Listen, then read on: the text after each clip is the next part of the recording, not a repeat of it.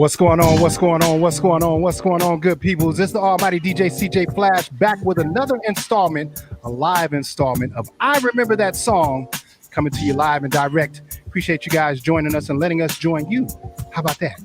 We have a very special guest. But before we introduce our special guest, I'm going to introduce the man, the legend, the host of the show, Mr. Jerry Dove. Thank you very much. Thank you very much. Thank you very much. How you doing, CJ Flash? How you doing, brother?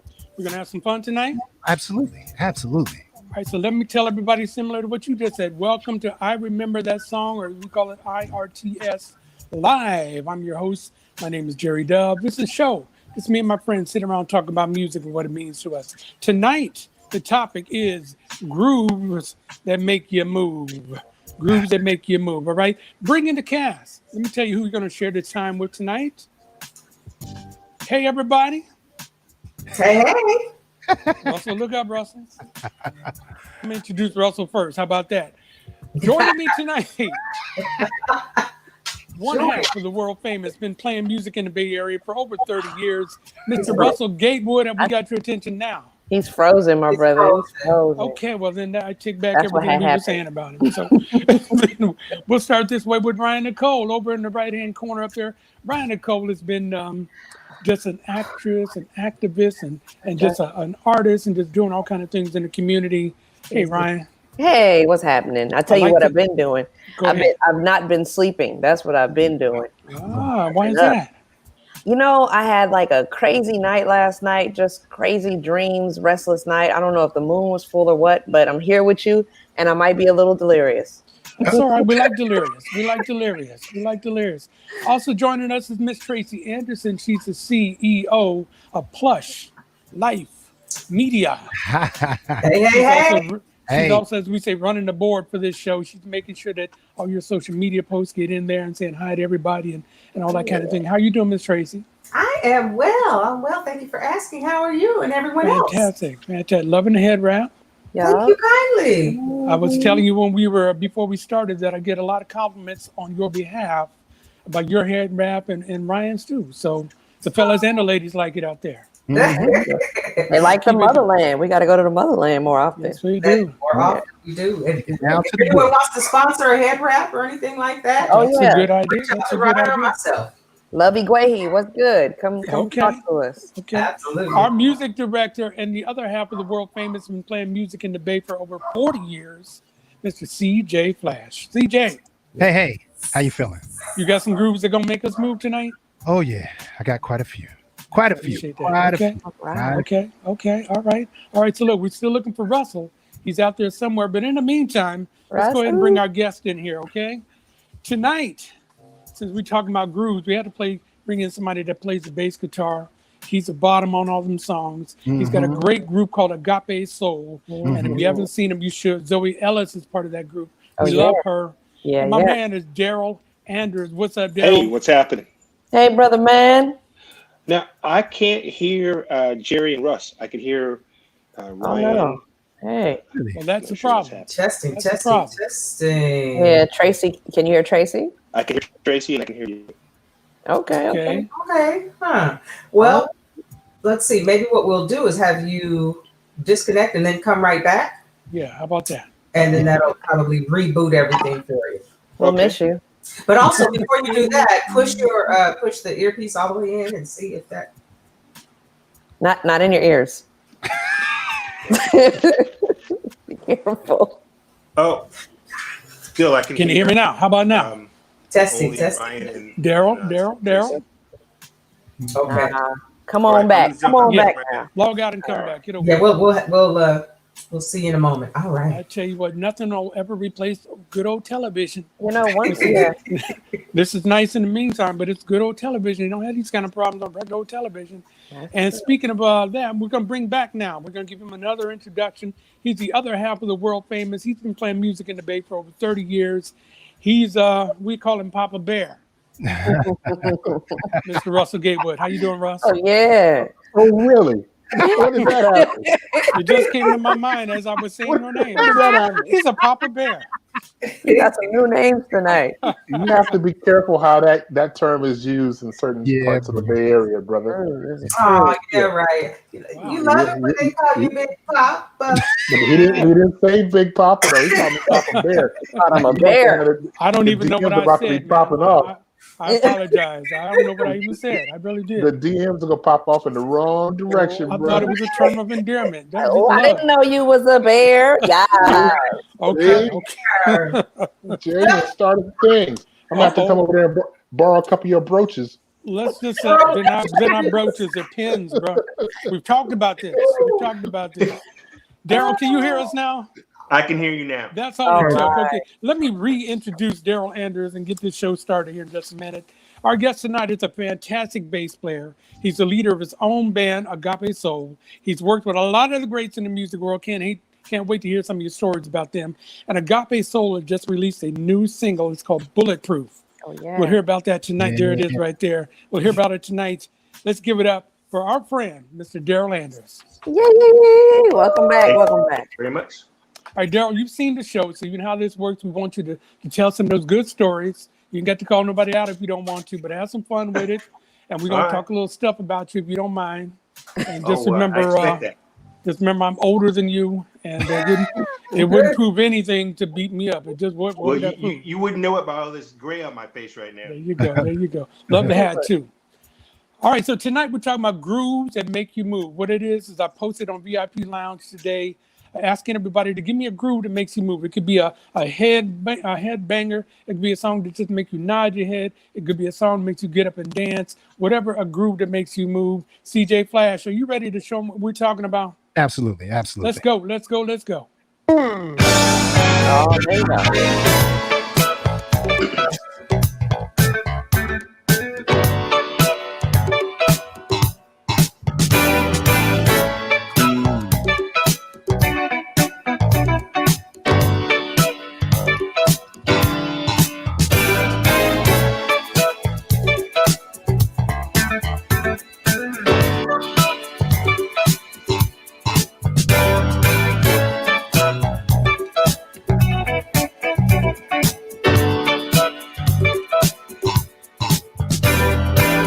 Can't fool myself, I don't want nobody else to ever love me.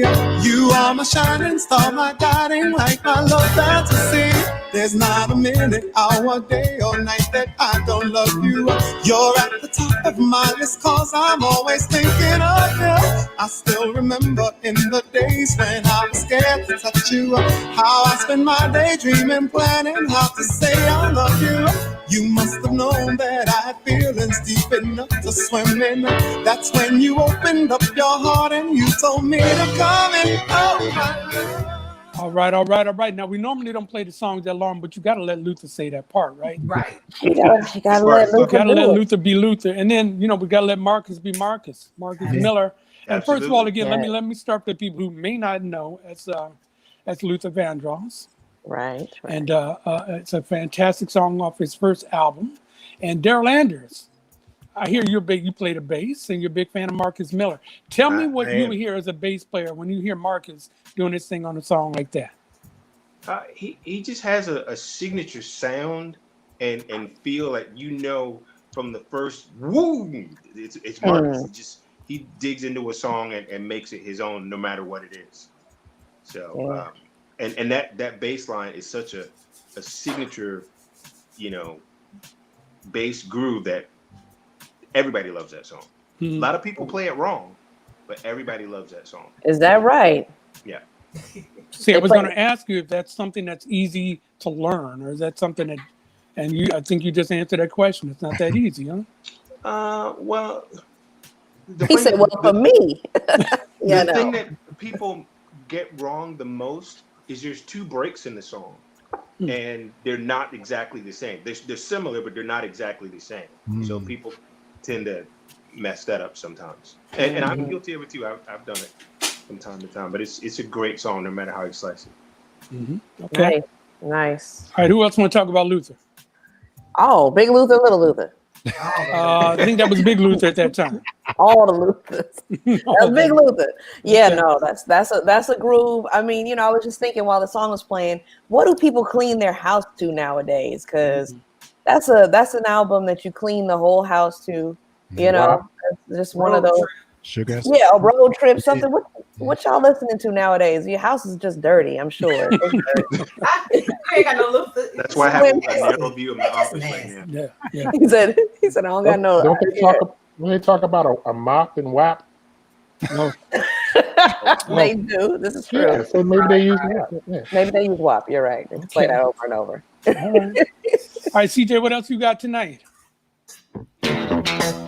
Oh, okay, CJ.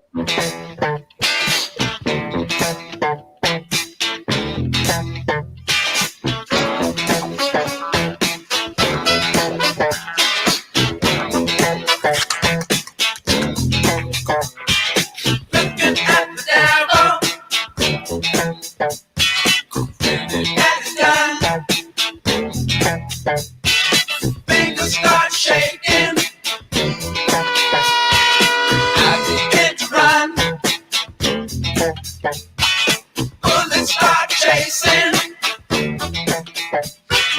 I begin to stop. We begin to wrestle.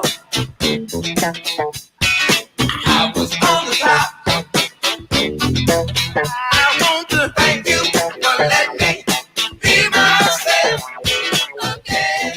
again. Okay, that's a head nod. See, that's a head nod groove right there. Yeah. Head nod groove. Sign and Family Stone. Talk about it, Russ. Ooh, Sylvester Stewart. You talk about a groove. Yes, it is definitely a groove.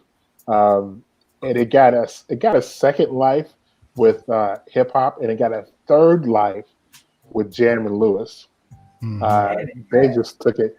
You would think that Janet was in Family Stone as much as they used it. But the song title, when I was a kid, I couldn't really figure it out.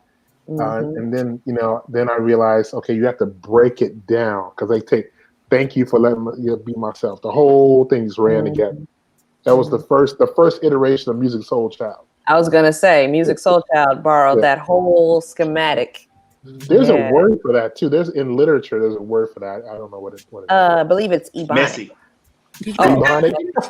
Messy ebonics. Messy ebonics. Right.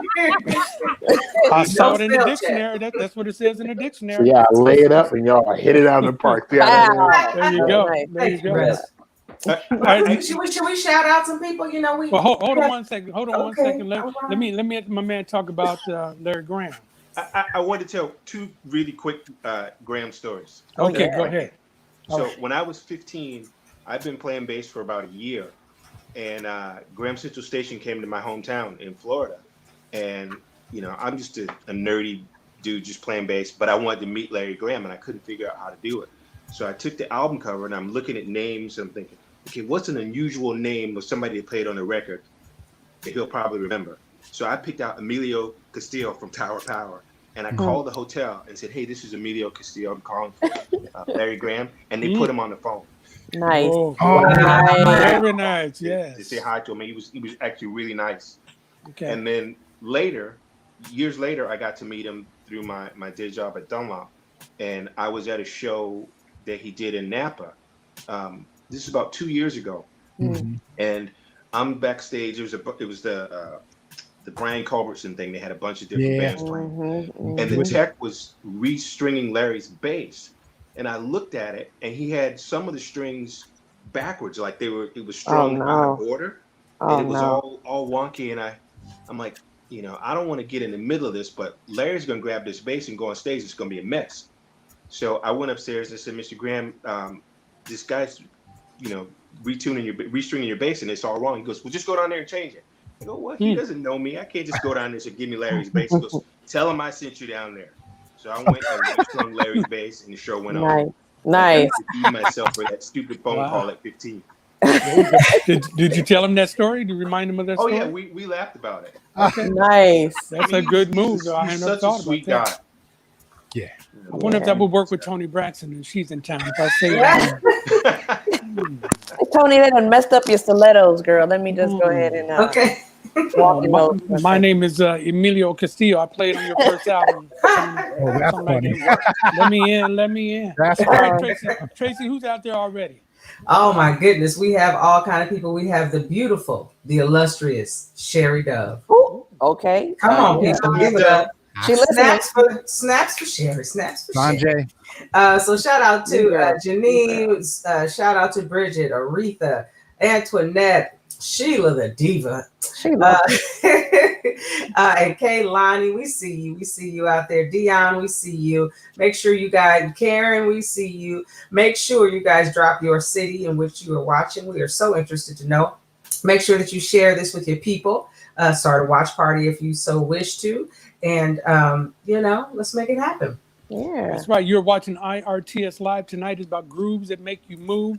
Our guest is Daryl Anders from Agape Soul. Let's talk about our sponsors for a minute and thank them for being a part of what we're doing here. IRTS Live is brought to you by United Players and our friend Rudy Corpus. It takes a hood to save the hood. And also brought to you by Lifelong Medical Care with my friend Lucinda Bazell. They're offering high-quality health, dental, and social services to all ages and incomes. If you'd like to be a sponsor, email me at IRTSshow or info@IRTSshow.com. And I'll send you all the information you need. Okay? Now back to the show there, CJ Flash. I got you covered.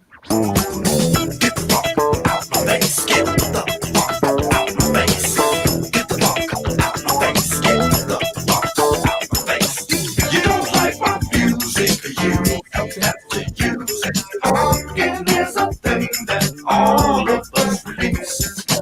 You don't have to get it. All you do is let it.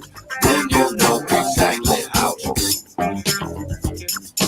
You don't like my music. You don't have to use it. Organ is a thing that all of us release. You don't have to play it. You don't have to say it. You don't have no time to say it. All right, now, Daryl, let me ask you this now. I don't know the terminology, but his bass is playing along with the vocals. What's that called? When his bass is basically playing along with the vocals and they're singing to that, because every note that I'm hearing, every note is going with the song. Am I right or wrong? Well, I mean, the bass is just playing the melody, basically. Okay. Is that a usual thing or what happens? Sometimes. I mean, I wouldn't say that it's common, but I mean, the bass lines definitely drive a lot of songs. Mm-hmm. So, So when you listen to music, if you were to go out and, Lord help us one day we can go out to music in the park somewhere or go out to Walnut Creek and just some local band that you've never heard of, do you walk out there and the first thing you do is look at the bass player or listen to or what do you hear as a musician? Usually if I walk in and I'm drawn to the bass player, it's either because he's really good or really bad. and I don't mean that to sound weird, but like bass is, the goal is to support the music. Mm-hmm. So hopefully he's doing his job. I mean, that's what I try to do is support the song. And sometimes you don't even notice the bass player, but if he stops, you definitely notice him. Yeah. So I don't, when I see live music, I don't generally go just to listen to or focus on the bass player unless I'm going to see a bass player's band. If I'm going to see Marcus, I'm probably going to be stealing licks every chance I get. What signifies a bad bassist? I'm just curious. I don't think I've heard one before. Oh, you maybe have. I have. Oh, okay. To me, if their sense of time is not happening, like if the groove is not, if it's speeding up and slowing down, if it's too many notes. I mean, there are a lot of things. But I mean, the bass is it's the foundation. It's what's holding the song up. So, like I said, if it's right, you may not notice it. But if it's wrong, if something feels uncomfortable in the music, like it's not sitting down, a lot of times that's either the bass or the drums or some combination thereof. No doubt, the rhythm section. The most important relationship to me in music is the bass player and the drummer. If somebody calls me to go out on tour, first thing I want to know is she's playing drums. So that's real. So we played Marcus Miller, Larry Graham, and Lewis Johnson. Let me ask the panel. Let me ask the team. Who's your favorite out of those three? Do you have one, or They all equal, or what we going to talk about? How we going to talk I'm about struggling. I'm partial to the Brothers Johnson, just because I worked with them, catalog wise. But I mean, that Luther lick is like, Yeah. Jamaica Boys for me. Jamaica Boys for me. Marcus. They're all great, but I would say Marcus, but not just because of his bass line, because of his songwriting, production, the body of work. I mean, I've seen that guy do so many amazing things. I went to New York one time to tech for him, and he was doing this show where they redid this opera with this black opera singer. I can't remember his name, but he was amazing. And it was at the Kennedy Center. Oh yeah. And okay. So I was there for rehearsal, and I get there, and it's a string section from the Juilliard School of Music. He's got his band. Herbie Hancock's supposed to be playing piano, but Herbie's not there that day. So Marcus sits down at the piano, and if you close your eyes, you would think it was Herbie. Wow. Then he starts playing bass, and they're going through the song, and there's this huge chart. It's like 6 or 7 pages long, and they get about halfway through the song, and he goes, "Hang on a second, stop for a second. Second oboe, that's a B, not a B flat in the second measure of bar 73." Wow. And he wasn't looking at the chart. I'm looking at him. He's not looking at the chart, and he called the guy out on the exact note at the exact space that happened. And I asked him later, like, how do you do that? He says, when you work in this environment, playing this kind of music, looking like me, you got to be 10 times better than anybody else to command respect right out of the gate. And I was like, wow, I never forgot that. Wow. I saw a documentary on him, and I know he plays the horn and saxophone or something like that too, or he plays bass clarinet. Bass clarinet. Okay. Wow. All right. Yeah. He plays almost all instruments. Like a lot of the Sanborn stuff, he would play the saxophone part, and then Dave would just come in and replay it. Like Marcus actually wrote a lot of that stuff and played saxophone, and then Dave would just come in and put his thing on it. That's wild. Wow. That's wild. Yeah, I heard he did the same thing on Double Vision. Is that true? Mm-hmm. Wow. Oh, you mean as far as the saxophone thing? I don't know that. I don't know that for sure. But did you see that tour? Yeah. That was amazing. I did. That was David Sanborn, Bob James. They did Double Vision from beginning to end. They played some other stuff too, and there were other people on the stage, but you were looking at the three of them, what they weaved together. Yeah. It was an incredible evening. And the venue was bananas. Anytime you get a chance to go to. Remember venues, you guys? Remember those? Yeah. Anytime you get a chance to go to never thought I'd miss a traffic jam, That's French for outside. Oh, okay. French for outside. Venue. Got it. Venue. All right. So CJ Flash, you got 3 great ones out the box. What else could you possibly have? Well, I don't know. It was only a matter of time, folks. Had to happen.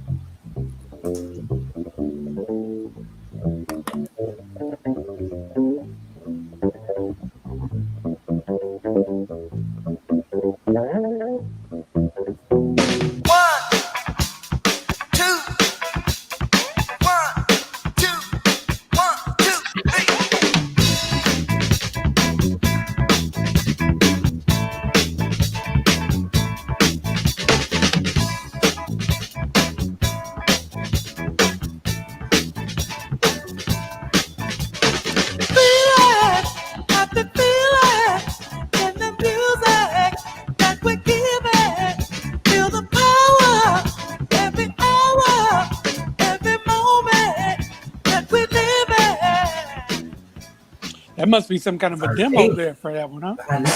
Yeah, You went way back. Yeah, had to. Okay, talk is about Earth, Wind, and Fire. In case you didn't know, Daryl, that is CJ's favorite group. Hey, I ain't mad. Ever, Y'all's forever, favorite and ever. too. Stop fronting. Don't just put it on me. Y'all know it's y'all favorite group. Okay. My favorite group.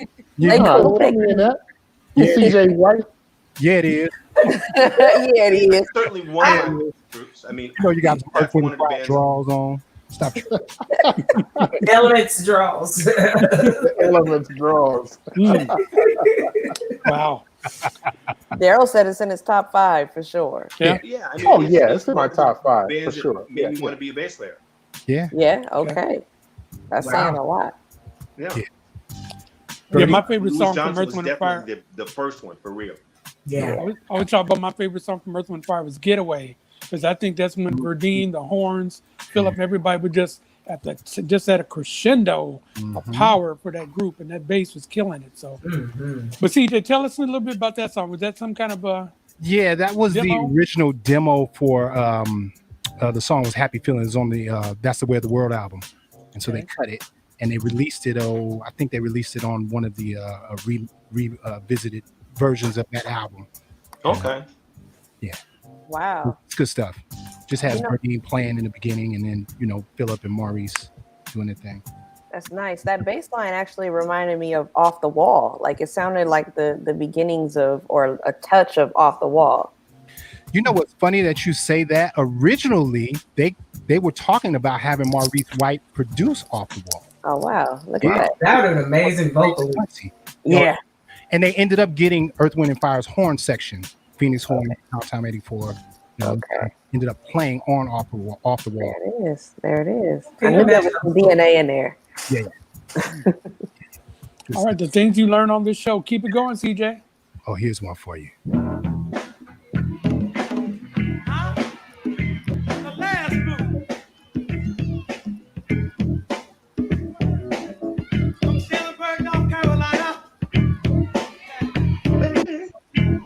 On bass. The baddest bass player in the country. Willie Weech, y'all.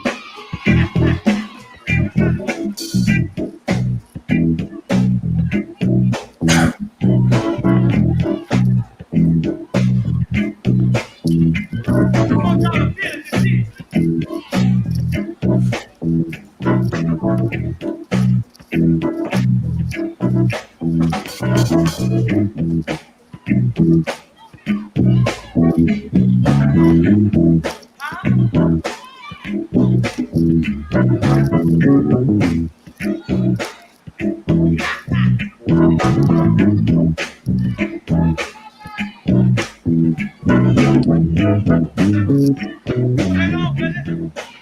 Okay. It just goes on for about 2 minutes, just nasty stuff. All right, tell me about that. Who's that? That is Donny Hathaway's Willie live Weeks. album. Willie Weeks. Willie Weeks. Okay. Willie Weeks. Willie Weeks. Yeah. That's how I got it. And then I looked at his resume and it's like 3 football fields long. And he's still going. It's still Wow. he's I saw him. still going. Yeah. I saw him last year playing with Boz Scaggs. Yeah. Wow. Yeah. Wow. Willie's one of those bass players, when I was talking about how if the bass player is doing his job, you don't necessarily notice him. Mm-hmm. He was playing and his parts were rock solid. I mean, it's exactly like the record. And he might just be playing eighth notes all along. But when he does make a move, it might be one note and the whole room moves. Yeah. When he comes back, it moves right back. It's like he literally has the entire audience in his hands. And that's the power of playing bass. Like if you're doing it right, you control everything. I will say it's what people feel. Yeah, it is. Some of my favorite solos at shows are the bassists, and they can just, like you're saying, rock a phrase, for 16 measures, and then all of a sudden hit one note, and it completely sets us all off on some other vibe. And the subtlety of a bassist is really nice. They don't have to do all of the flourishes that you often hear with some of the other instruments. Just little touches make all the difference. Mm-hmm. Now, Ryan, have you worked with Daryl? Have you and Daryl worked together? Daryl and I have been orbiting each other forever, talking about we're gonna get on a record together and all of that. It's gonna happen. It's gonna happen. It's gonna happen. It's in due time, but we've definitely been in each other's space. I certainly admire the camp. Can you bring the rest of us in with you when you do that, Daryl? Yeah. Can me and Russ and CJ and Tracy, can we join you? Yeah, I'll be the shaker guy. Can I be the What's shaker this guy? got to do with y'all? See, I'm just trying to get on a record, man. Trying to wedge in where we fit in. Not into Your lane. I do have a question though. Yeah. I do have a question. I'm a director to Russell. Who sampled that? Was that Tribe Called Quest? That was Ali Shaheed Muhammad cover. He did sample it, but I don't remember exactly what song it was. Mm-hmm. Good ear, though. You heard it, Shout huh? out to Ali. Yeah. There you go. I hear something. There you go, Shazam. I was Shazam before there was a Shazam. Okay. There you go. Boing, Shazam. boing, boing. She's keep it going, CJ.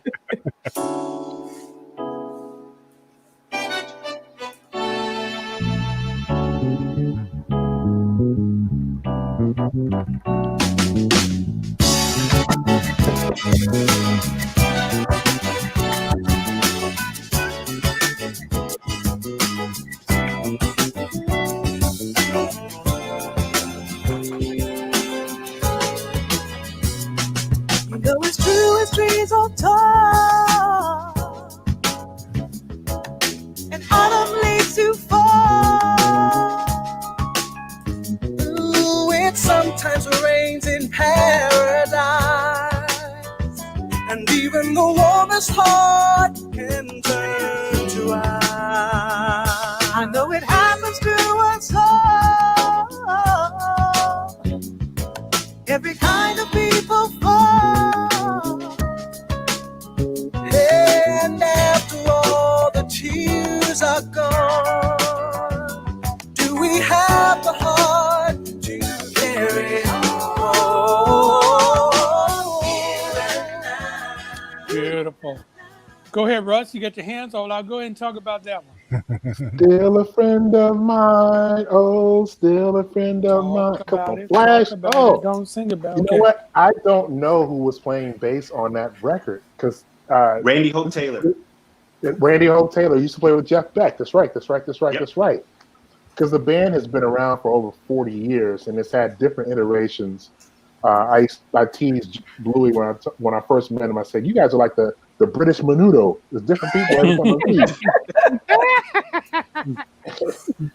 But yeah, it's that Randy Hope Taylor's on this joint. Good ear. Yeah. This band, the grooves for this band, and it all comes from how Bluey, as a kid, his parents had a record store. Let me tell the folks who it is. Tell the folks who Yeah, it is. because I'm like, who is it? Okay, my bad. Incognito. Yeah. And the vocalist you heard was familiar to Misa Leak. So okay, my bad. My bad. No worries. You was in it. I was huge. That's one of Russ's favorites. He loves Incognito. They are. They're one of my favorite bands to see live. I would say them and Soul Live are my favorite contemporary bands to see live. I miss them both dearly. So I'm with you on that.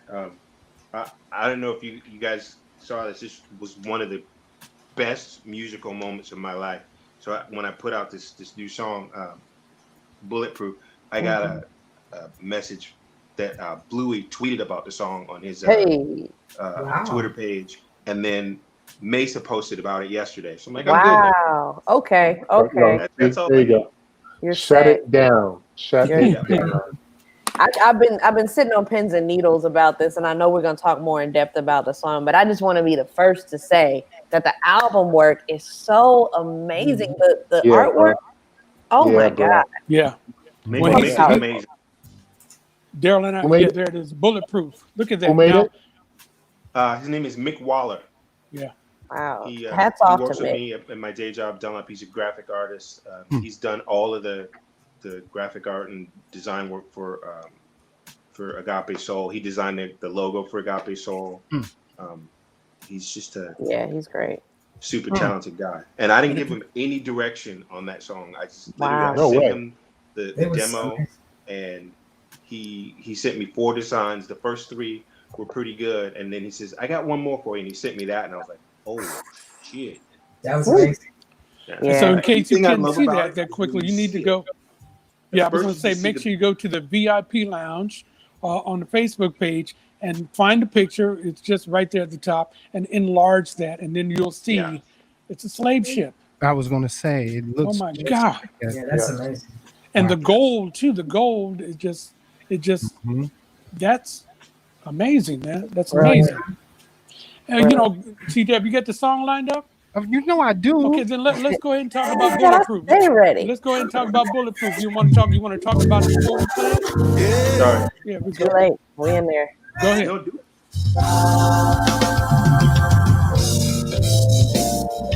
Blur the lines between right and wrong. Take control of what they're thinking. Social media overload. Attention spans are slowly shrinking.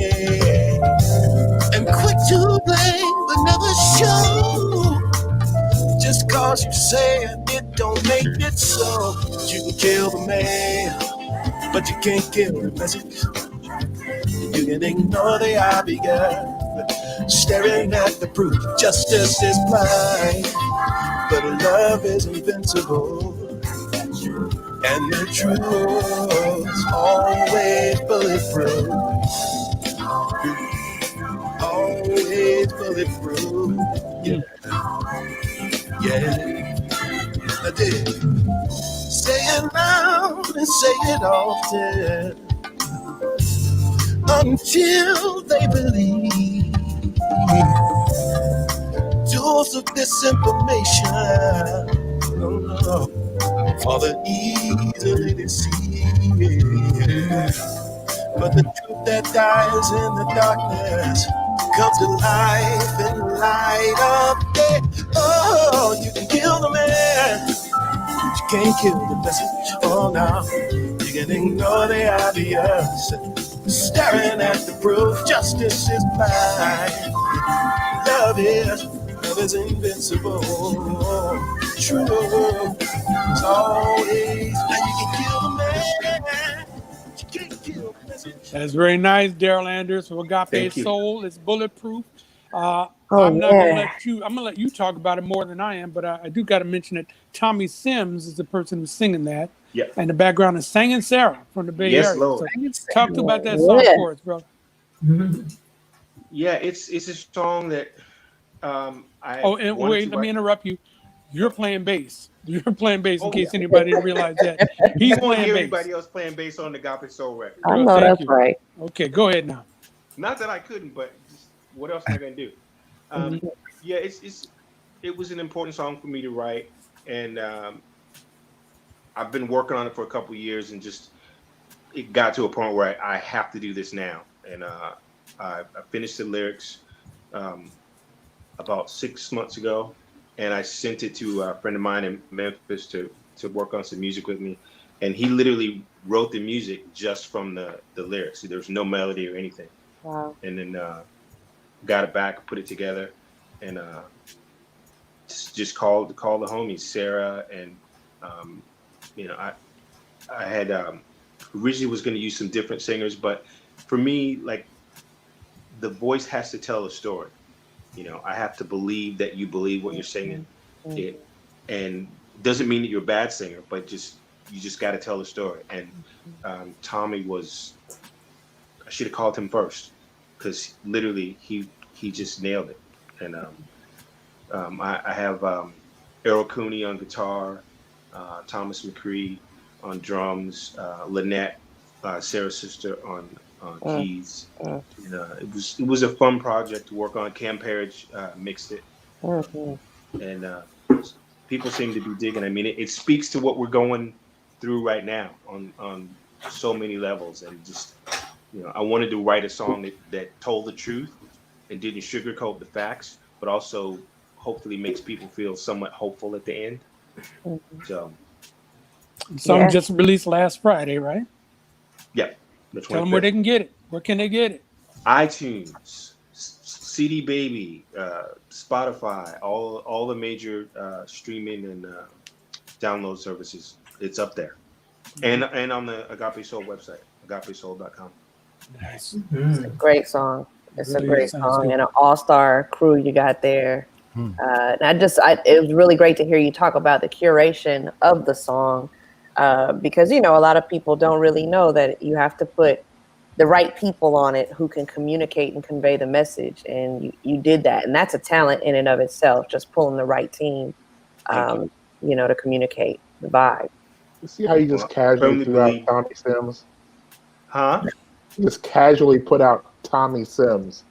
One of the best songwriters in this world. He has one of my favorite top 5 all-time songs. Is a Tommy Sims song. Yeah. What song is that? One of my favorite records. Love's Patience. Yes, with the white. Love's Patience is such a huge, it's a huge song. Huge. And exactly. It's a production. It's thematic. It's just production, and it's one of the few songs that Earth, Wind, and Fire has covered. Oh, really? Yeah, they covered it, and it's bigger than your ears, and I love that song. Love's Patience. Tommy Sims. He's still in Nashville. Yep. Yeah, well, he's that record's 20 years old. What? 20 years old. That's wow. And I bought 9 copies of that CD from Amoeba Records in San Francisco because I knew if I let people borrow it, I'd never get it back. It's like, I'll buy it, you can have it. You're not getting my copy. I know exactly what you're talking about. Jerry's had my cassette of New Edition, Any Heartbreak, for 20 years. I'll never get it back.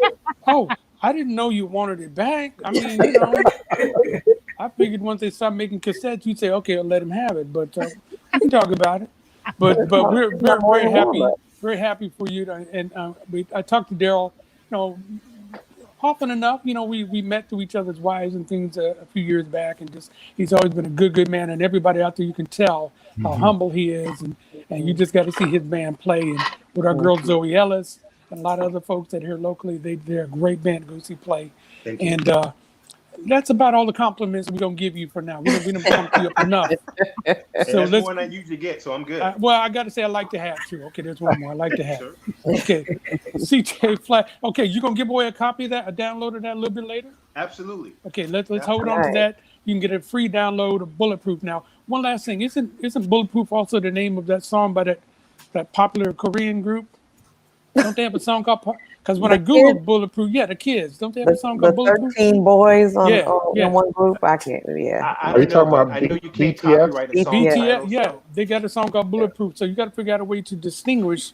You don't want people spending the money the wrong way, man. You cannot not copyright a song title. Exactly, absolutely. And I think maybe the best way. You're gonna get BTS. You're gonna get a really bad Wayans Brothers movie called Bulletproof. You're gonna get a bunch of stuff. Wow, it's true. This is true. It's like Damon Wayans and what Adam Sandler. Yeah. Now, what'd you say, Tracy? I was just gonna say maybe we could drop the link in the VIP lounge and on the like page or something like that. Yeah. And that way you know what you're getting. There you go. Yeah. So tomorrow, what I'll do is we'll do that. I'll do it in the morning. You know what? I will send it to you right now. Bam. Amazing. All right. While you're doing that, CJ, you keep the show going. Keep that music going. I told you they was jamming.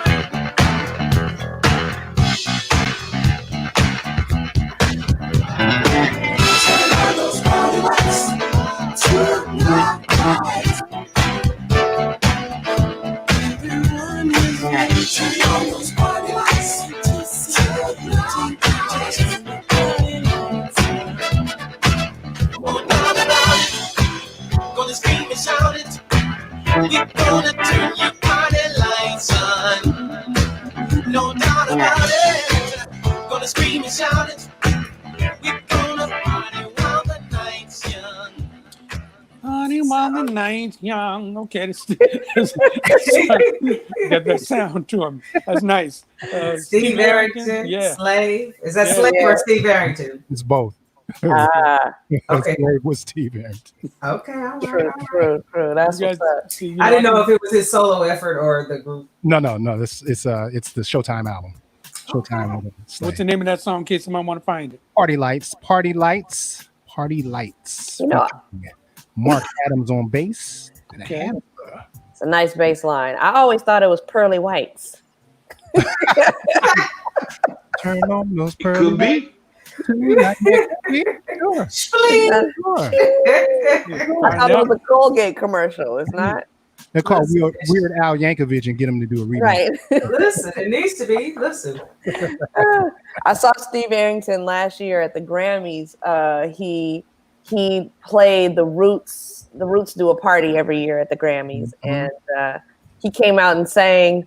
And a lot of people were like, "I don't know who this is," you know. And then he finally sang a song that we all knew. But it was a moment where people were just looking at him strangely, and he maintained that nasally tone, and you know, he was like everybody's uncle. It was a Keep Sweat Daddy or something, right, exactly. And he came out in some worker boots, and he like came straight from working in the backyard. We was like, all right. He might have. He might have. Shout out to him. Yeah, thank you, Steve. It was a great. Okay. I would Keep love going, to see. Steve. I would love to see him at Stone Soul. Oh yeah. Yes. That'd be great. Don't you love how Ryan just casually mentions the Grammys and she was with the Roots, and you know what I'm saying? Just dropping a bomb like. Ain't even like It's like you That's how mentioned. she rolls. it wasn't even like that. I just had a tight dress on that night, and it just happened to work out. Work it out.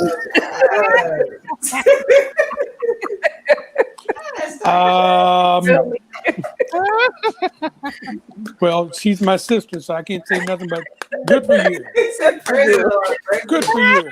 Right. Hercules. If Michael's okay with it, I'm okay with it too. You good for you. Thank you.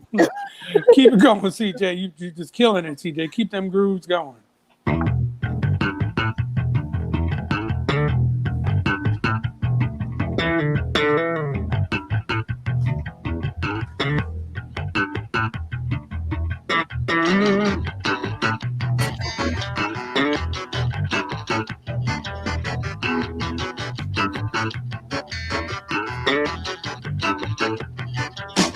People ask me everywhere.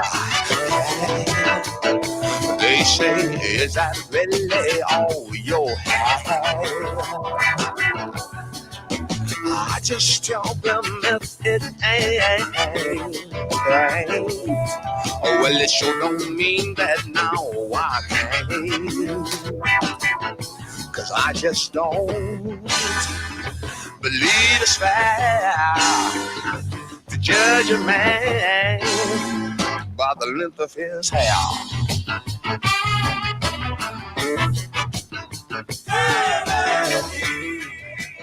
That is some funky stuff, man. I would love to have been there where they were creating that song. How do you make something like that? You know, just how does a song like that start? It's got to start with the bass line. Starts like this. Drugs. Yeah. Drugs. Yeah, Drugs. you start with drugs, and then Okay. you think about what was going on. Drugs. And you work backwards from drugs. Okay. Drugs. Okay. Drugs into Afro pick, into blowout comb. There you go. But you picking that bass like that, and then how do you remember to play it like that the next time? Because it all sounds so It's improvised, just in you know? you. It's in your soul. It just comes out. It's the phone. Now, let me ask you this one too. Okay, so your fingers, I mean, this is going to sound silly, but there's people out there that want to know. Your fingers must be strong as hell. Like you could, you know, if you walked up to somebody and did like this with your bass fingers, you leave a mark. Am I right? It might. you got all kind of calluses and everything on your fingers, just leaving marks. Well, not so much lately because there's not a whole lot of playing going on. But yeah. That's going to be a hard return. Yeah. That's interesting, though. How long did it take for you to like get the dexterity and the strength in your fingers to play? Because you started pretty young, right? You said like 14, 15? I started when I was 14. I got my first gig with like a real band when I was 17. There was a band in my hometown called the Washington Jam Band, and they were like super funky. They played all at parties and clubs, and I really wasn't good enough to be in the band at the time, but they gave me a shot, and I learned a lot. I mean, that's where I learned, you know, your job is to groove. Forget all that other nonsense, because I was listening to Louis Johnson and Stanley Clarke and trying to play more notes than was really necessary. But yeah, it probably took a good couple years. Wow. Now, did you ever Still play learning. any other instruments, or was that the only thing that you wanted No, to play? I That's the only thing you actually did? I played trumpet from 3rd grade to 8th grade, and then I switched to bass. Now, do you play upright? No, No I have upright. I have one in my house. So when you walk in, people go, "Oh, Pretty. that's nice." You said, go ahead and hang your coat on that. That's fine. My wife bought it for a Christmas present a few years ago, and it looks beautiful. It's a whole nother instrument, and I just haven't dug into So it. you can't even try. I mean, you can't do anything with it. You have to be able to do something, right? Not that I would let anybody hear. Okay. All right. That's good. Fair enough. That's good. Same thing with fretless. I mean, I had a fretless bass. I took it out on a gig. I was really happy, and after the 3rd song, the drummer said, "Put your frets back on." That's the last time I played fretless. Okay. Stay in your lane. There you go. enough. You That's did say that. No, you're All right, right. we're talking about songs, the grooves that make you move tonight with our guest, Daryl Anders of Agape Soul. This is IRTS Live. I'm your host. I'm Jerry Dub. We're looking at Ryan Nicole. We're looking at CJ Flash. We're looking at Tracy Anderson. We're looking at Russell Gatewood. And we're watching you, watching us instead of those debates. We appreciate you. Tracy, you want to shout out anybody? Man, let's shout out Christy Cook. I see you. You have been tearing these comments up. We appreciate your engagement. Antoinette Hawkins, we see you, sweetheart. Let's see. We got Janine Drake. Shout out to you. Shout out to Sheila the Diva Tennyson. We see you, baby. And Wale. Is that the Wale? That's Wale Adefela. Ah. Yeah. What's up, brother man? That's Adisha's husband. Awesome. Well, shout out to you. We thank you guys for being engaged. We thank you for being a part of this. We can't do this without you. We thank you for sharing in advance. We thank you for all of your hearts and all of your likes and everything in between. If you are not a part of the VIP group, make sure you join. You can find that link by first going to the like page, clicking like, and then you'll see the link right there. And that's where you find out information about contests. That's where you find out information about Daryl. Okay, because we're going to put that link in the comments as well. And if you have any questions, we want you to email us, right, Jerry? That's right. info@irtsshow.com. I did get some emails last week. We were giving away those T-shirts and other swag. Thank you to Russell Gatewood for All In. Stacey Abrams joined. We had 4 winners. All of them were friends of yours, by the way. And your lounge. What is it? Your QT, QC, CQ? CQ. So, well, look, shout out to the CQ family. Yes, they came through. One brother from LA and one sister from North Carolina. Yeah. And a couple other folks North too. Yeah. Kakalaka in the building. North Carolina. Listen, we roll deep. They are the most supportive group of people I've ever met, ever. And so I just want to shout them out and, thank you for supporting Jerry Dove and his vision. And I'm just honored to be here. I'm going to get your stuff in the mail this tomorrow or the next day. Don't worry about it. We just had to Hey, do can I some shout things. out? We have some folks in here from Atlanta. Also, my girl Toady is on here from Atlanta. And we all love this brother, and we will miss him at Yoshi's. JT is in the building.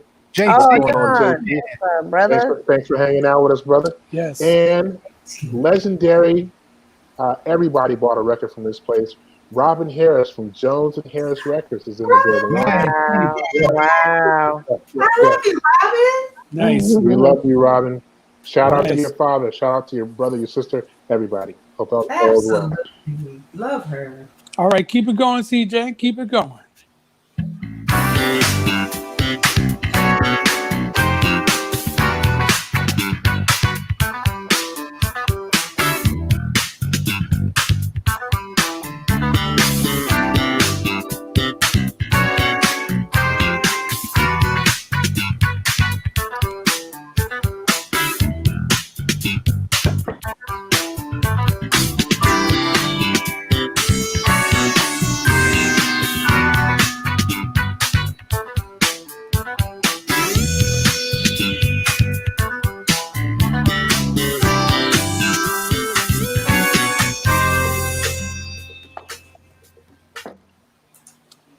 just in that groove. I'm sorry, I got lost for a minute. I was too.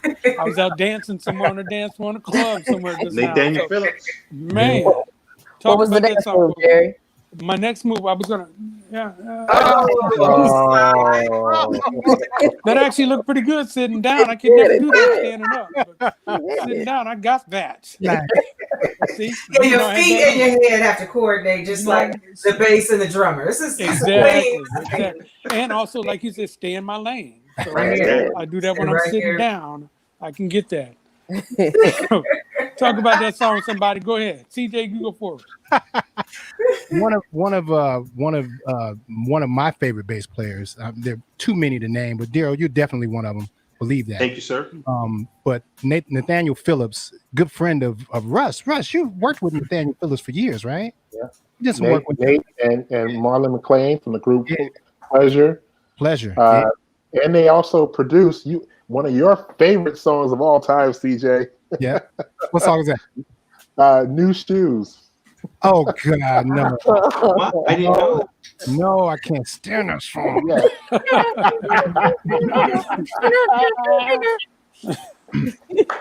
I got a few that just get under my skin. That's one of them. Talking about they put Portland on the map, baby. That's good. Yeah, they did. Nate Phillips, man. Ooh. Yeah, he's a beast. We did Pleasure. That is where I learned how to play air bass. There you go. That's the best place to start. There it is. That's a bass line that people mess up all the time. Yeah. Yeah. I mean, I think the most viewed video I've ever done was a video of him playing that bass line at the NAMM show. I think it's over 100,000 views. Wow. And People just trying to learn it, huh? Well, just people just see it and they just gravitate because everybody plays it wrong. Mm-hmm. And he plays it with so much grease. Yeah. And it's ridiculous. I have two questions. The first question is, what was the name of that group? The name of the group was Pleasure. Pleasure. Just we gotta make sure we say that because people are gonna be wanting to go look that stuff up. So that's awesome. Go ahead. I'm sorry. The title is Glide. Glide. Okay. And then the second question is, I'm gonna direct this to Daryl. Tell us about NAMM, your experience at NAMM, and for a new up and coming musician, how would you what advice would you give them to navigate such a humongous event like NAMM? And he's frozen. Oh, there he is. Well, we should actually explain what NAMM is. Yeah. Okay. National Association of Music Merchants. There it is. And it is really the purpose of NAMM is for manufacturers to demonstrate their new product to retailers, so people can see what the new guitar or the new amplifier or new keyboard is, so they can buy them for their stores. So it's really, that's its intended purpose. But they have a lot of musicians and rock stars coming because they want to check out the new stuff too, and they have people demoing stuff at the booth, and people come wanting to get endorsements. My day job, I work for a company as an artist relations person, and I can tell you that NAMM is probably the worst place to go to get an endorsement because there's so many people there and there's just so much confusion that people just don't have time and attention to devote to that. You asked what's the best way to navigate NAMM. I would say go and see as much as you can. Check out this. There's a lot of great music and musicians and a lot of great toys. Make relationships with people. If there's a product that you're interested in endorsing, I always say the best way to do it is buy the product, know it. Like if I wanted to have a Fender endorsement, I'd buy a Fender guitar.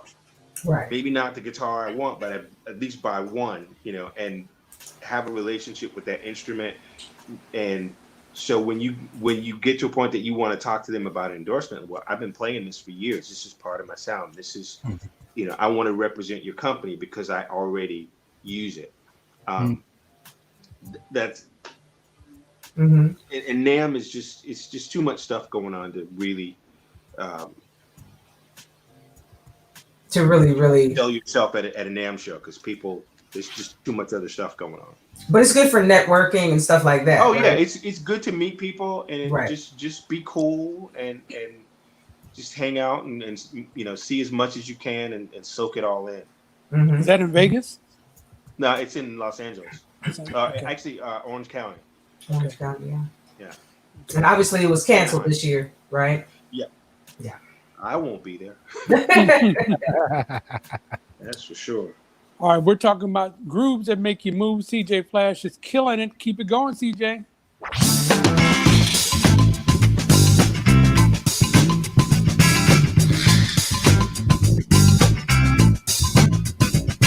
Rock steady, baby. That's what I feel now. Let's know the song exactly what it is. Step and move your hips with a feeling from side to side. Sit yourself down in your car and take a ride. And while you're moving, rock steady, baby. Let's call this song exactly what it is. What it is, what it is, what it is. It's a funky and love I'm feeling. What it is. In the hips from the left to right. What it is, what it is, 'cause I might be doing. What it is. Just something that's all night. Oh, let me hear the beat, the air. Got a feeling ain't got it there. Oh,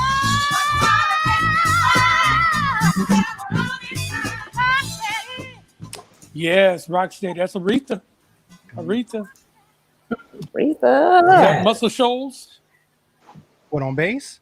No. Was that when she was was she recording that in Atlantic? Yes. What label was that? Atlantic. Okay. Mm-hmm. Who's on bass on that one? Who's the musician? Chuck Rainey. Chuck Rainey. I should know that. Mm-hmm. Y'all got notes. Where are your notes at? Where are they?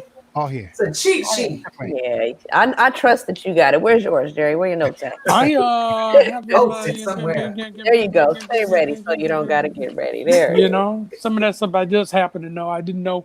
I know that there was another driving bass line. It's another one of them songs that makes you move, but that also makes you dance. And Aretha was, again, the vocals were amazing. And as great as Aretha was, I think some people still just kind of take it for granted, but you just got to get in there and just listen to it sing like 4, 5, 6, 7 songs in a row, all slow jams, up-tempo jams. My goodness. And she was a great piano player too. Yeah. Yes. Yeah. Yes. Did anybody see her live?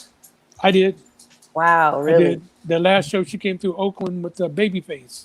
Okay. Here's my story from that. Okay, so she's doing the show. The build-up was huge. Aretha comes out. She's got this band that's probably been playing with her forever. She's singing her songs, kind of going through the motions. I always heard that she never really liked to tour anyway. And so that the fact that she was doing this tour, you could tell it was kind of like, okay, I'm gonna do this one more time and that's it. She took a break mid-show. She left the stage, and I kid you not, she was gone 20 minutes. Came back, had the same clothes on. Hey, Rita. Hey. So we all were placing bets. We think she went back there to get something to eat because she did not Hey, change listen. clothes. Maybe she had to go to the toilet. She had some neck bones on in the back. She had to go deal with the neck bones. 20 minutes. A of the bio band. break. 20 minutes. 20 minutes. You left out the key part that she took her purse with her. She sure did. I'm taking my pocketbook. I don't trust none of y'all. It got her That cash she- in it. That She's money is always legendary there. for that. Aretha is legendary for being paid for the gig. Before she walks on stage, she puts the money in her purse. She puts the purse on the drum riser.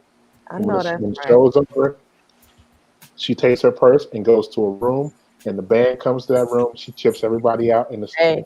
piece. See you tomorrow. There it is. That's Bag is brilliant. secured. Mhm. Got the bag. Respect that. Watch your purse, ladies. Watch your drink and watch your purse. All right. RESPCT, right? Okay. But that song That's was a jam. game. That song was jam. Now, see, again, that song was made like what, in the 60s or something like that? No, Maybe 70, early- 72, 73, I think. 72, 73. Okay, here's what I want to ask you too, Daryl. We always like to think that things get better as we, progress. So something that's made in 2020 theoretically is better than 1971 or 2, like you just said. But it's not that way with music. No. When you do it right, it lasts forever, right? Well, I think music is one of those things that it's not just the music itself, it's the memories connected to it. It's how it made you feel. It's what you were going through at the time. There's so much more than the music that's connected to it. So even if somebody else redoes it, and they could do a great job, but it's not going to make you feel the same way as when you first heard that song. You know, like you mentioned RESPC, whatever. Respect. No, spell it right. Spell it right. Damn it, spell it. I remember sitting on the front step of my house, my parents in the house playing cards and playing that record over and over and over and over again. I love the song now, but back then I was like, really? We gotta hear this song again? But you know what I mean? It's like, so those memories are connected to the song, and I think that's what makes things last forever. That's real. Right. Anybody got any thoughts on Aretha? The Queen of Soul. Yeah, I'm very anxious to see her movie. I want to see how J Hud, relays her personality and just that era, that time. I'm very interested to see how all of that's going to work. I love J Hud. You say what? There's a lot of stories, and it'll be interesting to see what sides of her they show. Right. Right. I always heard this story that she showed up in front of was it Dennis Edwards at his hotel room with a fur coat on, naked. Hey, y'all never heard that story? Don't look any further. Listen. Okay, Tracy, I see what you did there. Very nicely played. Don't look at it. Yeah. I know that's right. What are you gonna do? Aretha Franklin shows up in a fur coat, naked. I'm shooting my shot. I bet she had her pocketbook on her though. That part. You gonna pay me? Yeah. Okay. I got to get paid first. All right, keep it going, CJ. Hey. Oh, shoot.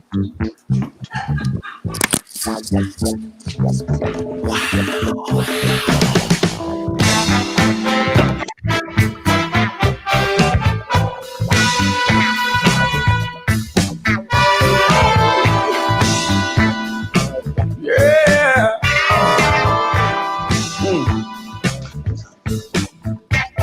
You are bad misses and those skin tight riches. Running folks in ditches. They are bumper stitches. Yeah. Skin tight. Skin tight. Wow. Skin tight. Skin tight. Yeah.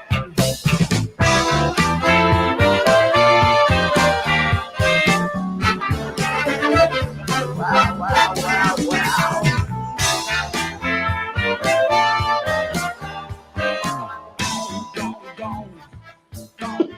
They're getting more funky than that. My God. Ooh, I wish you could have let that play. Talk that talk, mama. Daryl went to go put on something skin tight, I assume. Yeah, where'd you go, Jerry? I went to get my skin tight britches. I think.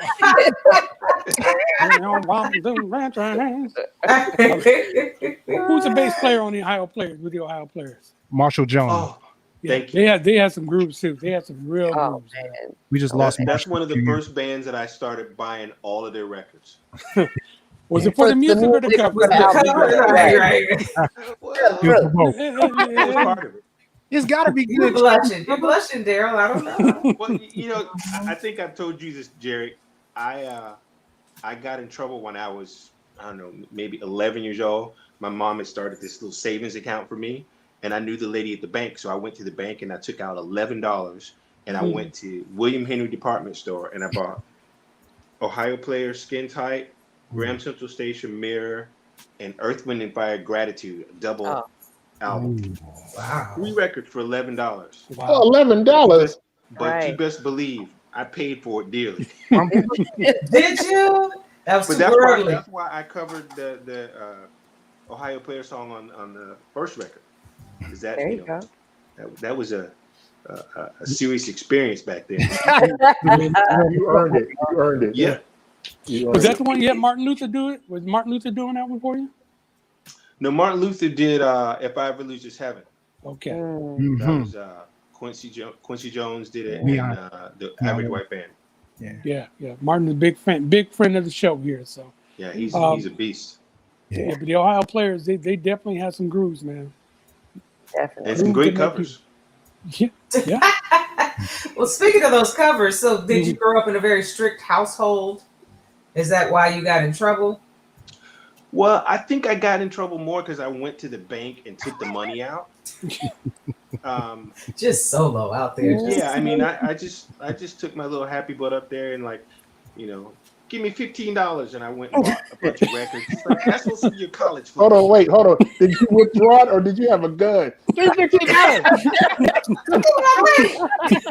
my account. It's mine. Look, were you in the anthill mob? Break yourself, I want to know what you did with the other few dollars. Yeah. By annihilators, what did you do with the other few dollars? Who knows? Probably went and bought a Happy Meal. I don't know. You know it. I'm sure your mom had words with 3 records. After that beating, it was an unhappy meal. Exactly. But I'll never forget it. Yeah. There you go.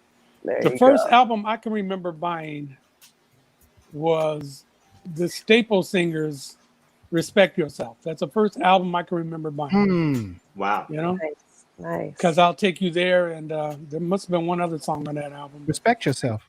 Oh, duh. Yeah. Duh. See, he gave me one of, when I hit myself in the head Face earlier, finger. I couldn't cuss myself. Like that. That's a What's great the record. first album? You got buff fingers. Yeah. Well, what's the first album you remember buying, Tracy? Wow, I was sitting here debating. Was it obviously something Jacksons, because I was a Jackson in my mind. Okay, either something from the Jacksons. Actually, it may have been the Wiz, the soundtrack for the Wiz, and I didn't. That was quite an investment later on down the line. Didn't understand that, but yeah, bought that. And then what else? One of the first records that were purchased for me was like this Disney record, and it had all classical. And I love that record. So maybe I was just being conditioned, my ear was being conditioned for instrumentation. I don't know. Maybe. Okay, what about you, Ryan? Tracy Spencer. I had to think about it, but Tracy Spencer, Tender Kisses. Wow. Oh, That's the first one you went out and bought that. That's the first one I bought. My little Nice. birthday money. Yes. Nice, Yes. nice. Play What that about you, joint Russ? out. The first record I had came from the back of a box of alphabets. Jacksons. You buy it? But no, I didn't. First record I actually bought was a 45. It was The Age of Aquarius. Fifth Dimension. Fifth Dimension. Nice. Well done. And I think the flip side was, it might have been Hair or something. Well, I don't know. I remember that. Let the Sunshine Come In. Let the Sunshine In. Okay, yeah. Makes sense. Of course. But it was on the album, they went together. But on the 45, it was, it used to be part 1 and part 2 on the Right. 45. Right. Now you talk about that alphabet. I posted something in the VIP lounge, and Travis had posted out what you're probably talking about. He cut it out. It's on the back of the box. He cut it out, and it actually played when you put a needle on it. They did. How They about had that? a bunch of records. They had the Archies. They had Partridge Family had some stuff. There was the Jacksons 45 that came on the back of a box of cereal. Mhm. Wow. Couldn't get it Osmonds wet. too. Don't put no milk on it. It's No, done. no. Can't play my record no more. It's just got wet. We sound like Paul Revere. CJ, what's the first record that you can remember buying? Oh, good Lord. With my money, I bought it was an 8-track actually, All in All, Earth, Wind and Fire. Of course. There you go. Yeah, Of course. it is. Of course. It is. That's Okay. it. You went way back with the 8-tracks. Yeah, it was 8-track. 8-track. When I was 10 years old, my dad bought me a little stereo system, Mhm. and it had a built-in 8-track. And I remember being 10 years old thinking, I'm 10. What am I going to do with a stereo? I want G.I. Joe with a Kung Fu grip. Mhm. But that stereo system really became part of why I became a musician, because I would just listen to music and try to figure songs out on the radio. Mhm. You got any brothers or sisters? I have an older brother, but he didn't grow up with us. Okay. So he's So- my dad's son. I would say, is anybody else musically inclined in the family? You don't want to be that one family member that can't sing or can't play. No, my dad was a musician. My dad was a band director and a choir wow. director, and he played piano and played bass. My mom sings and plays piano. Oh yeah. So there was music in my house all the time. Like my godfather was a great jazz trumpet player, so there would be jam sessions at my house Nice. all the time. Nice. Yeah, right. Nice. So let's ask everybody out in the audience. Send us a message and let us know what is the first song you can remember buying. Let Tracy know, she can shout it out and see what else everybody was buying for the first one. Right. I told you I bought Respect. I'm gonna tell you another time the first one I ever stole. I'll tell you that another day. But I couldn't steal the Staple Singers. Come on, that's a gospel group. That's true. You can't steal that one. That would be right. CJ Flash, keep the music going. It's a good thing they don't have the internet and Atwater. Your mama will talk to you right now. Oh, yeah, that's right. My mom's watching. That's right.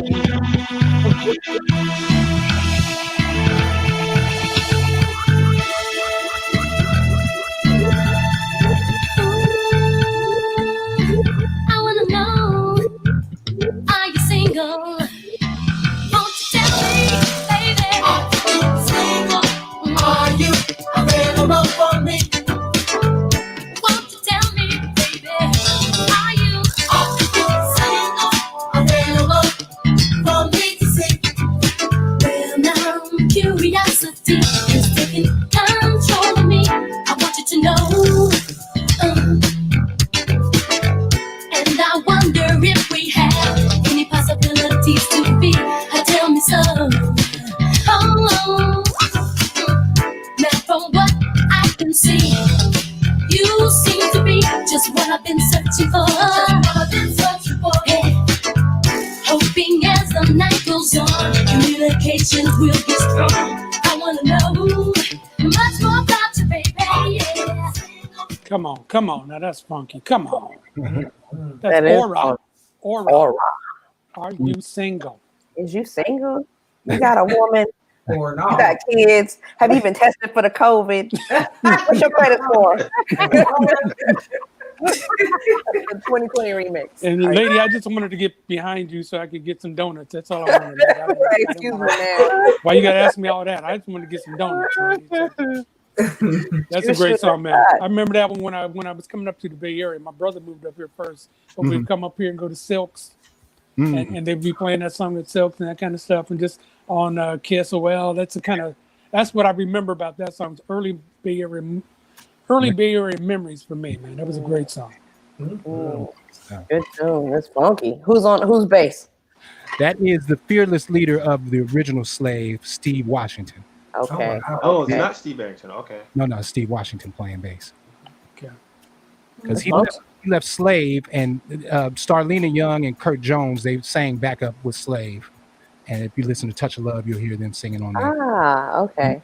When Steve Washington left, I believe he took Starlina and Kurt Young and they formed Aura. Did Steve Washington have something to do with Deja too? Yes, because Deja is a reincarnation of Aura. I used to like Deja. Yeah, Deja was dope. Yeah.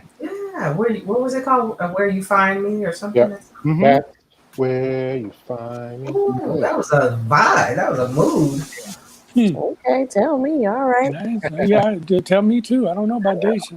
I did not know about Deja, man. I don't know the particular version that you just sang. I don't know that remix. So that's because I don't sing very well. That's why. Oh, I think Ryan would love it, so I'm going to send it to you, Ryan. okay. Please do. Thank Yes, you. Ryan, you would dig it. I bet you CJ gonna find it before the show is over, though. I bet you that. Sure, he can. In the meantime, keep something else going, CJ.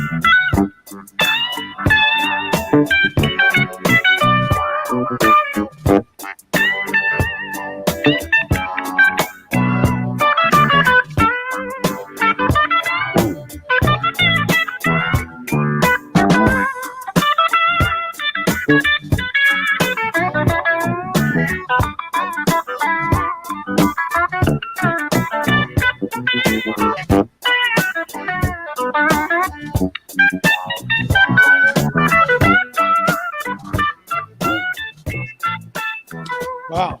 Don't know who that is, but that sounds like some Bootsy or like, some kind of Parliament song. Mhm, there you go. That's it. Is that right? Eddie Hazel. Actually, Eddie Hazel on guitar. Okay. Oh, Okay. close enough. But Bootsy played bass.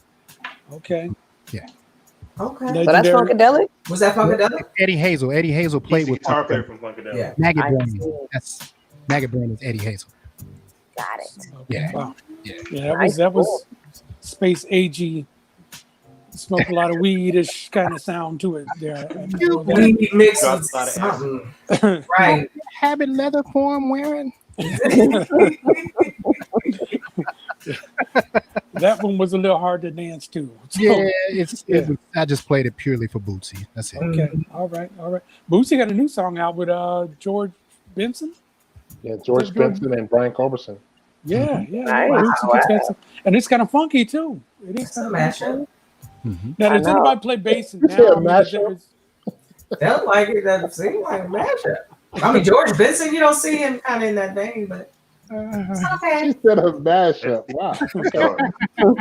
They actually got a video on it. I posted it in the lounge. You'd have to scroll back a few days, but they got a video, and George is playing guitar, and Brian's doing his thing too. But Bootsy's looking crazy as ever on there, so it actually sounds pretty good.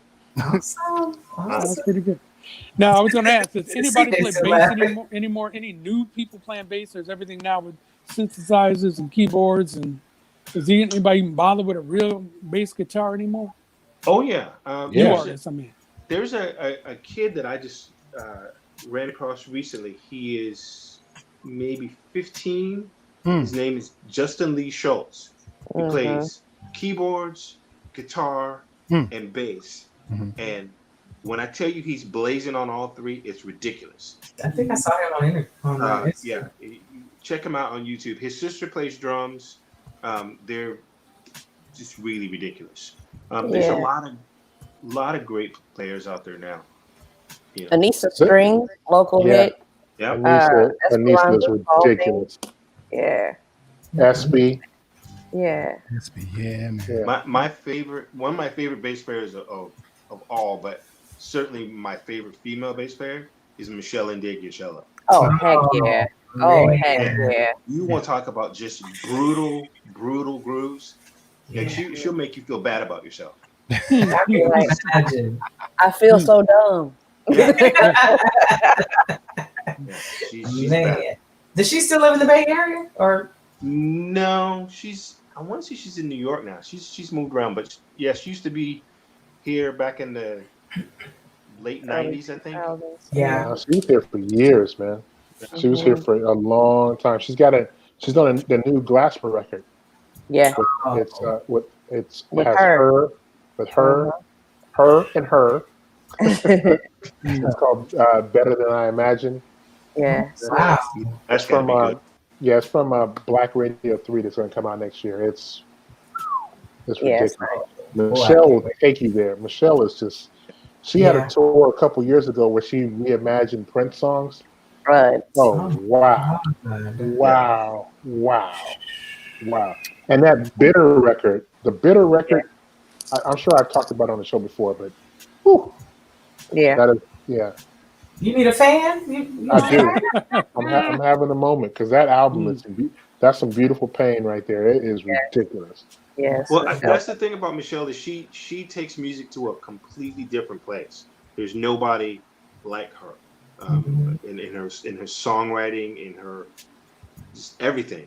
And when I listen to her first two records now, I still get chills. And Plantation Lullabies is overlooked. It's a classic. And what's that? Tracy, you'll know this. Is that the first release on Maverick Records? I want to say it was. Yeah. I can't really confirm it, but that was she had a major machine behind her. I want to say that was probably the first. Well, I think they shelved it for a while. It was supposed to come out sooner. I think the story is it was supposed to come out sooner.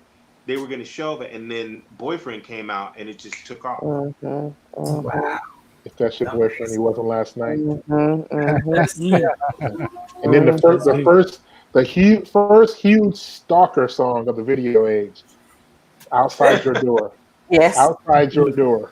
And then Brian McKnight basically He put the So bit. many people took that. He totally bit. He Yeah. won that court. I can't believe he won that court case. What would Yeah. you tell? That's the. Oh, he did. Ooh. He bit. It's that. Anytime is basically Michelle. Yeah. Yeah. That was. I don't know how he won that. That's like Wow. Michael. That's absurd. Like Michael Bolton said, he never heard the Isley Brothers before. What? Yeah, he said that in court. He said that in court under oath. I never heard the Isley Brothers before. I mean, Fingers go like this behind his back. right. I never. Oh, you said Isley Brothers. I thought you said. Okay. Paisley Brothers. He know about them now, don't he? Brothers, the Paisley brothers. He know them now. Wow, that's great. Great knowledge that we're dropping here. Great knowledge we're dropping here. It's IRTS Live. We're doing grooves that make you move. We've got the regular folks here, CJ, Ryan, Russell, and Tracy. We got our guest, Daryl Andrews from Agape Soul. A little earlier, we played a little bit of his new song, Bulletproof, which is available now wherever you buy your downloads and things like that. We're also going to give away. You want to give away that free download right now? Sure. Okay, so let's do this. How many you want to give away? 1, 7, 11, 2, 10. 10. Wow. All right, first 10 people that email info@irtsshow.com and say, I want Bulletproof. I'm going to check it tomorrow and we'll get it to you. You got to make sure that you get it to your phone number just in case we need to reach out to you. But email info@irtsshow.com for a free download of Bulletproof. Courtesy of Agape Soul, Mr. Daryl Andrews. Thank you, sir. Very welcome. See, I was kidding with the 11. I thought he was just doing 1 or 2, but that's good. Very nice. About the message, not about me. Very nice. There you go. See, I told you he was humble too. Keep that music going, CJ Flash.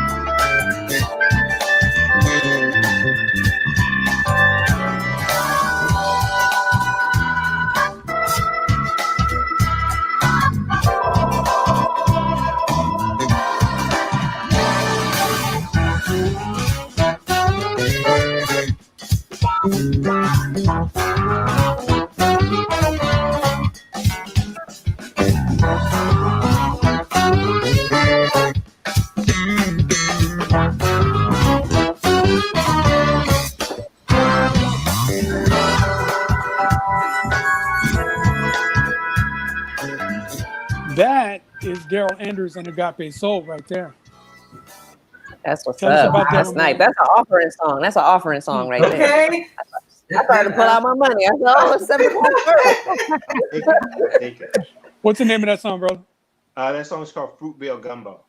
Felt Basically, like that's my Fruitvale. little ode to Oakland, New Orleans, Minneapolis, all the music places that I love. The show felt like it. Man. That was Yeah, from your last I'll do project, second which line was on that, very bro. successful. From Conversation. Yeah. Tell them about the success you had with Conversation. We had 2 #1 singles in the U.S. on Indie Soul Radio and 2 #1s in the U.K. and the top 10. And I think it was like in the top 20 best songs of the year in the UK. So we did okay. We did okay. Made And you toured over in Europe too. They loved you over there, right? we went over last year, Zoe and I, played a few shows. That was really amazing because we did Art and Soul, which I've been wanting to get on forever. And we played Art and Soul, and the next morning we flew out to London and did a week's worth of shows over there. It was great. And So people again, knew on every word behalf every of song. the panel, are you sure you don't need like some musicians, some DJs, somebody do a little spoken word or say rap this: for if you? I need You DJs, gotta do a shaker. the world famous. That's the only Okay, option. that's good. That's two. All right. So what about the other three? Ryan and Cole, you know, We got to eat too. We got to eat. Listen. you already said you were going to work with Ryan, so that's three. What about me and We're- Tracy? We still trying We'll to get figure in. it out. I'll MC it. How about that? I'll MC it. All right. You know And I what? would just want to play the If- shaker. I want to do If the you shaker. pronounce my name right, you're good. I want to do the shaker. Daryl Anderson, everybody. Daryl Anderson. You're fired. You have no idea how many times that's happened. Even people in my own family. Grand opening. I have a grand question closing. for you, Daryl. Mm-hmm. Daryl, when you tour internationally, do you book a band to back you over there, or you take the whole band with you? It depends on the situation, but for that particular situation, Zoe and I went over and I booked a band there, and I hired some guys ahead of time, sent them the music. They learned the music.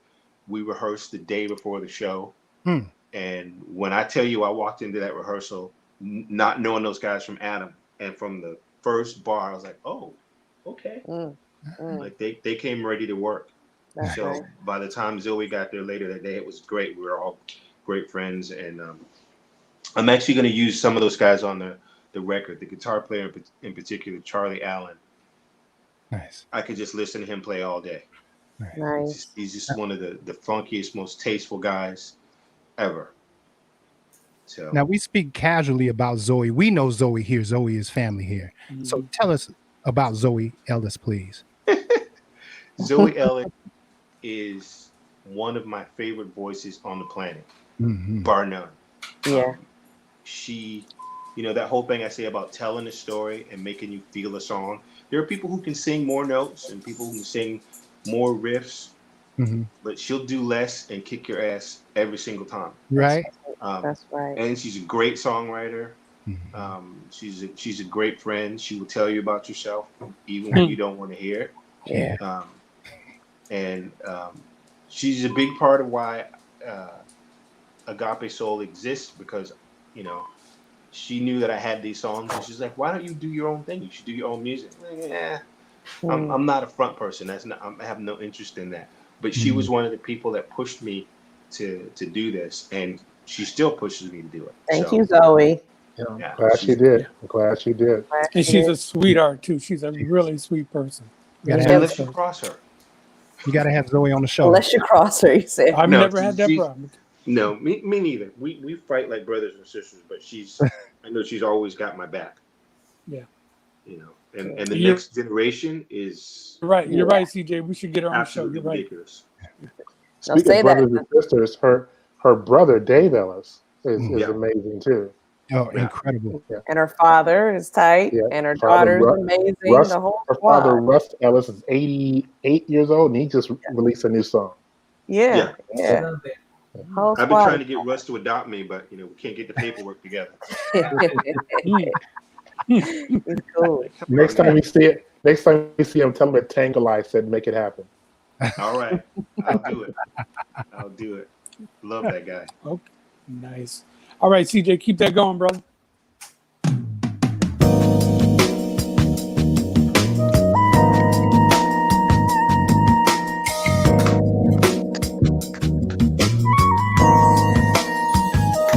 Is it a crime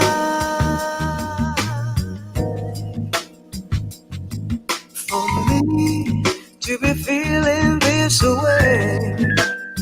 I'm going out of my mind, and there's no change from a runaway love. Is it a dream? Is it a dream that I'm throwing in the wishing well? I'm losing control, body and soul.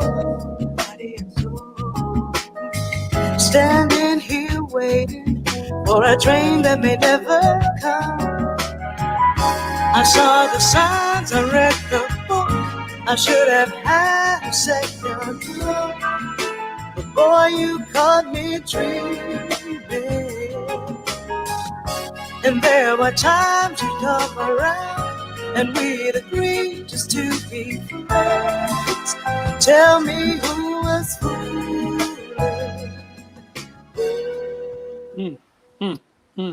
Smooth groove.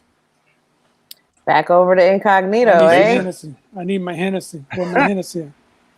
Hennessy and some gumbo. Now that you mentioned the gumbo, that sounds good. I know, that sounds like a good. Yeah, I really these kinds of songs. This vibe really makes me miss outdoor concerts. Vibes like Stone Soul and all of that. It's really right in the pocket right there. That's a good one. Yes. Yeah. That's why we got to vote.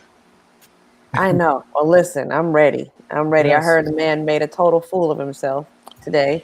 Yeah, from what I was watching at the beginning, it was comedy. It was just comedy. What else could he do? Well, it was just comedy. I know. That's who he is, right? See the highlights. So look, CJ, we got about 7 more minutes to go. Okay. All right, so we got to go around the room. So that means you got to play me one song now. Then we'll go around the room and then you close it out with a killer song. So give us one more good one right now. All right.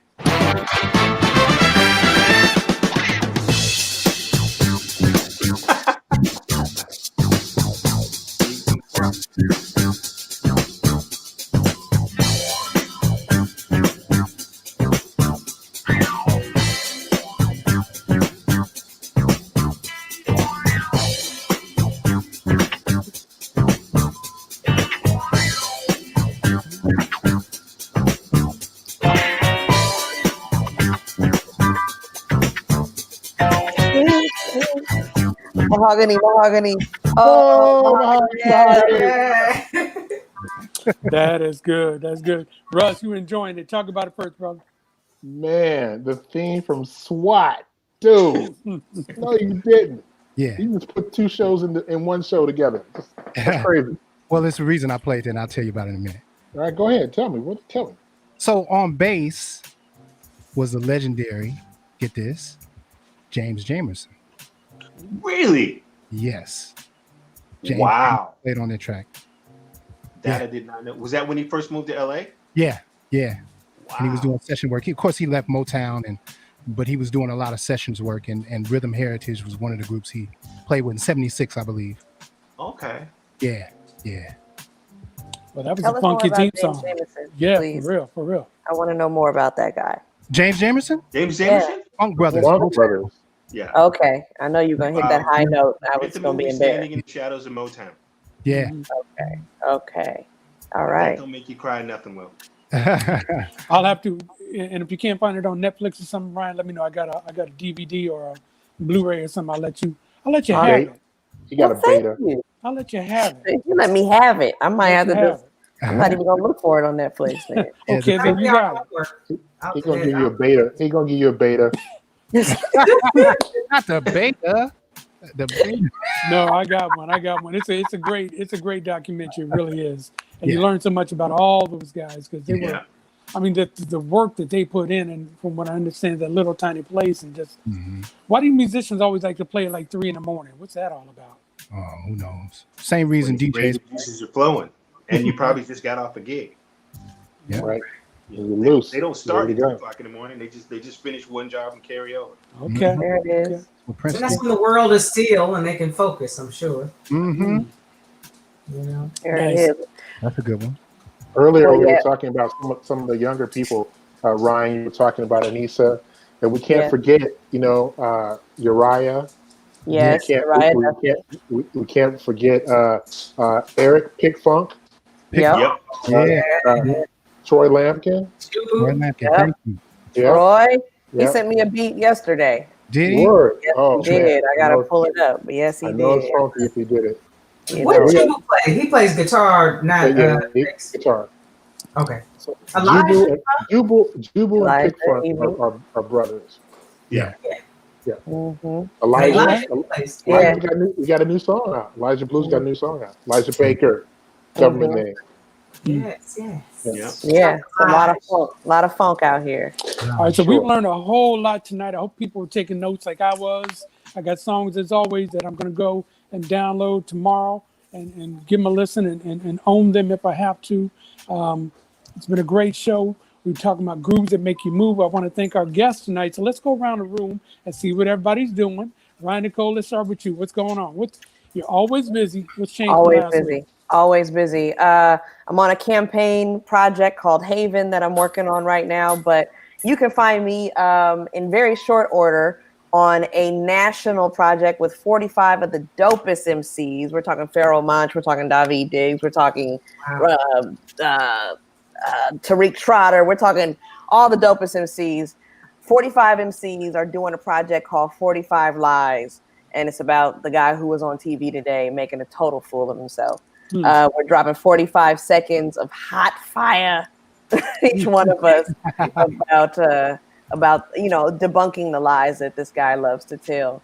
And then there's another quick campaign project, all these rapid response projects that I'm doing around getting out the vote and making sure that our people are reached in every conceivable way. So I'm working with KQED on some propositions and have done some rhymes around Proposition 17 in specific with my Bay Area theater cipher crew. So yeah, there's that. There's Haven, like I said, which is a housing justice digital media project of a bunch of artists that are here in the Bay and from the Bay to bring attention to what is happening around housing in our community. So yeah, a lot of beating the pavement on behalf of our people, which is what I do, but I'm just really placing it in the forefront and putting a name to it. So you're not really busy is what you're telling me. You're not doing much. Oh yeah, nothing. I'm not doing a thing. Just hanging out. Okay. Right. That's amazing. Good for you. Keep it going. Keep moving forward.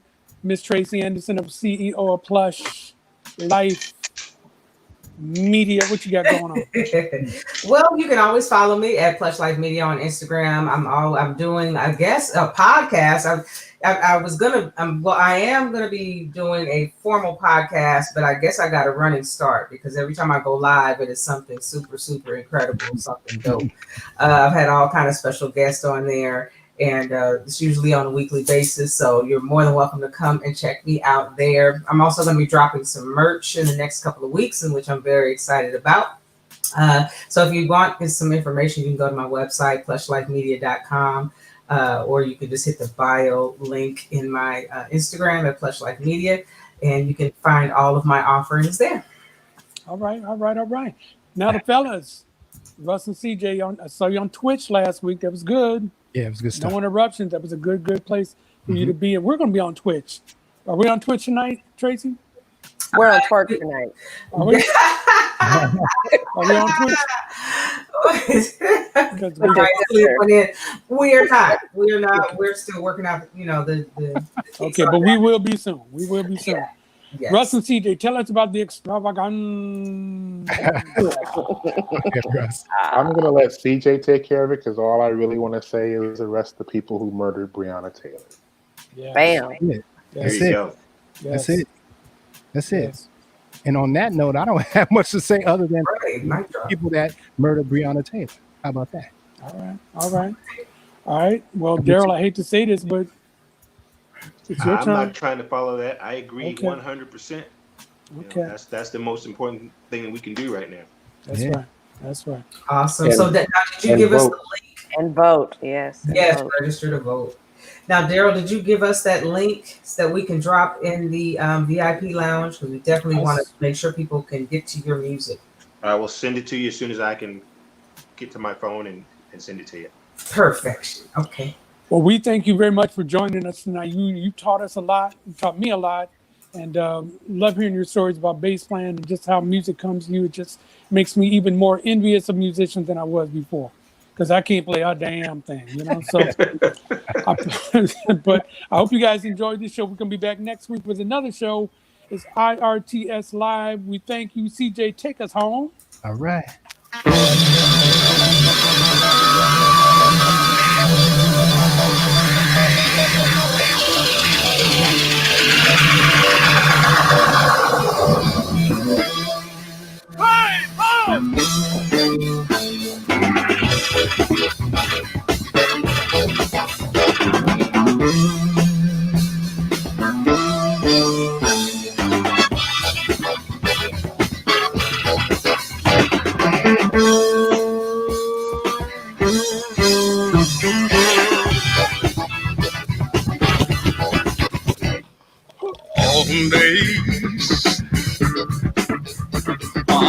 base, y'all.